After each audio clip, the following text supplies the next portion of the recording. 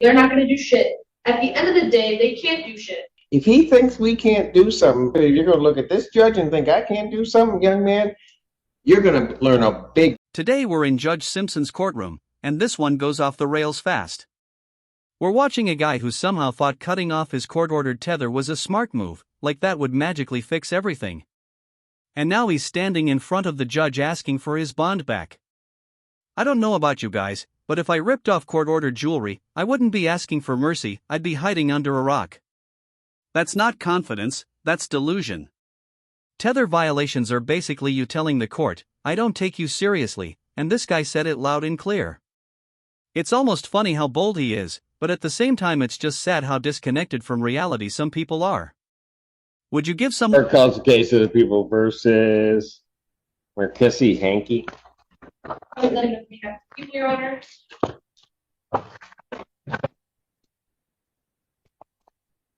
Good afternoon, Your Honor. Attorney Kevin Hassan, P7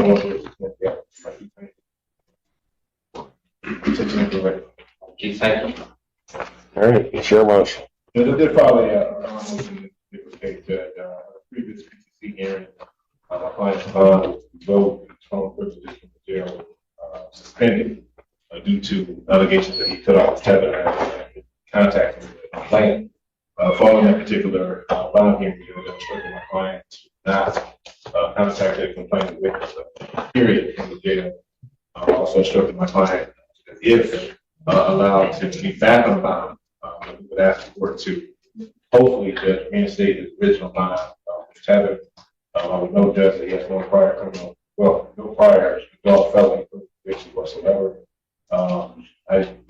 Following the submission of my motion, I did read the people's response, which I guess there's been allegations that my client had contacted the plaintiff subsequently. Now, I just found out today some transcripts. Obviously, people address this. Some of the language that was used during conversations, I don't have phone conversations myself, but I will admit, Judge, that it seems that my client had contacted the plaintiff even after his bond. And so I say this, Judge, and again, I know it seems like my client is kind of throwing up his middle finger to the court. Oh, yeah. He is. But Judge, I just would state that this young man, I think he understands now that the court orders are serious, that the court orders him to do something, it means it. So Judge, I'm just asking, I guess, for some leniency to trust that Mr. Hankey will comply. He had a $75,000 cashier bond that he was able to post to a bondsman. The only thing I can ensure that if the court were to give him a second chance, he would not violate his bond, even if the bond is a house arrest with strict conditions. So Judge, I am asking the court to reinstate his bond, and if the court is unwilling to do so, I would at least ask that his phone privileges be allowed back on to at least contact family. Does he's never had any contact with his family, his children? He hasn't been able to contact his dad, caretaker for. And so at the very least, the restriction on his phone privileges to contact family. All right. Well, before I hear from the people, counsel, let me just say, you came in here the first time, and well, let me start with this. Where's our tether? From my understanding, Judge, I thought community corrections still had it. I thought they had become. He cut the tether off. We haven't seen it. Okay. And I know you made the representation to the court, but I know you wouldn't have personally known that. I'm sure that came from your client or something along those lines. We don't have the tether back. Okay. Then, and I get you're making the representation saying your client's going to follow what the court says, but I don't know if anything can be as shocking as walking into a court free. Your bond gets revoked. You get put in jail because of something that you've done, and then you still go about violating the court's order. Even his own lawyer had to admit it felt like his client was flipping the court the middle finger, and honestly, everyone saw it.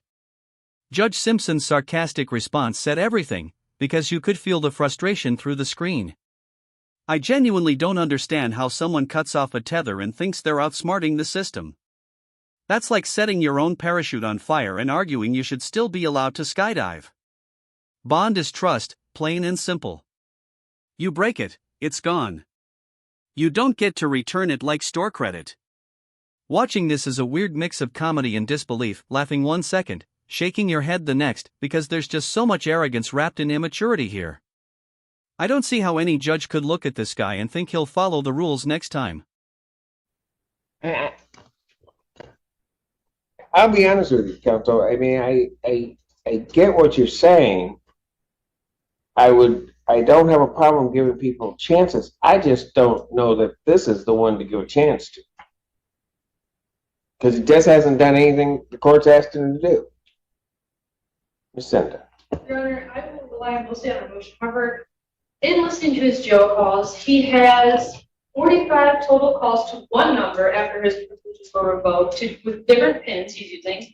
Then to the other number, we have 23 calls that were completed since his privileges were revoked with different pins. And in one of these calls as recently as Monday, there were a few memorable quotes that I heard in the calls, such as, "There's not shit in this world that's going to stop me from talking to you, man. Nothing in this world's stopping me from you. I don't give up what nobody says about none of that. I'm going to be calling until my court date. They're not going to do shit.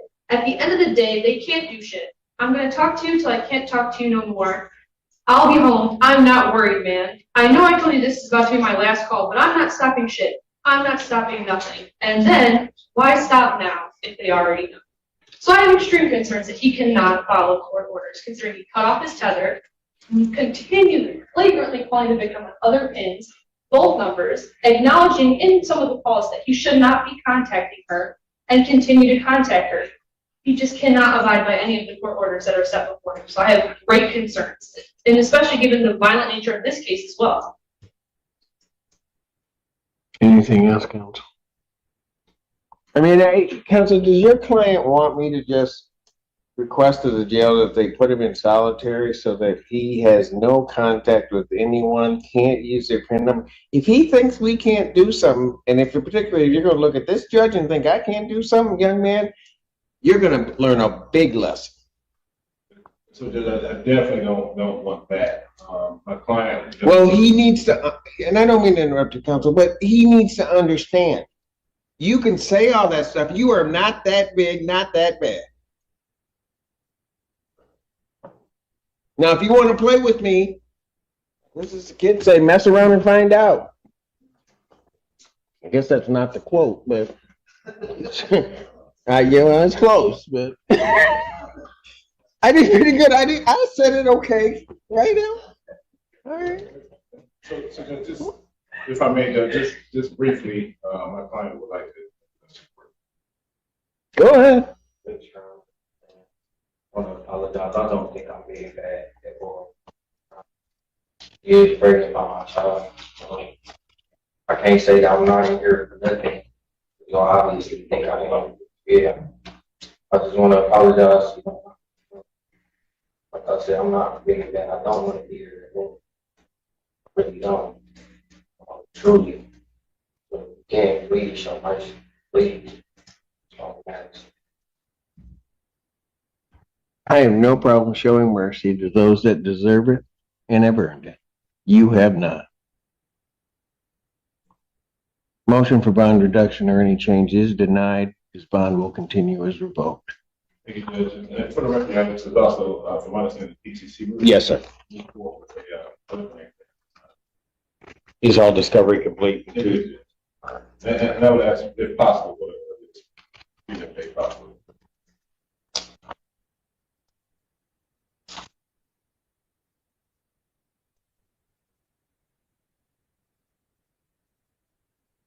People have their witnesses available on the first.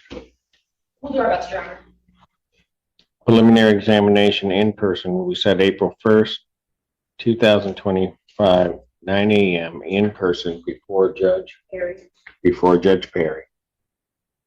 And Your Honor, I did want to make it clear where I did contact the jail yesterday, and they have blocked both of victims' new numbers and old numbers, so there should not be any more More calls coming through. All right. Thank you. Thank you very much, Judge. Thank you, Your Honor. I'll be honest, I agree with the judge on this one. This guy does not deserve another chance, and I don't believe for a second he would follow the court's rules. He's the type who's never learned what no means, even when it's said directly. He keeps contacting her, even bragging that the court won't do anything about it, and that's not just arrogant, it's dangerous. I completely understand why Judge Simpson shut this down. Cutting off a tether is bad enough, but the real problem is he clearly doesn't understand who he's standing in front of. Judge Simpson isn't the kind of judge you test twice, it's very much mess around and find out. That apology at the end felt hollow, like he was just checking a box for sympathy. At this point, jail time with zero phone access is the only thing that makes sense, because warnings don't mean anything unless the court backs them up with action.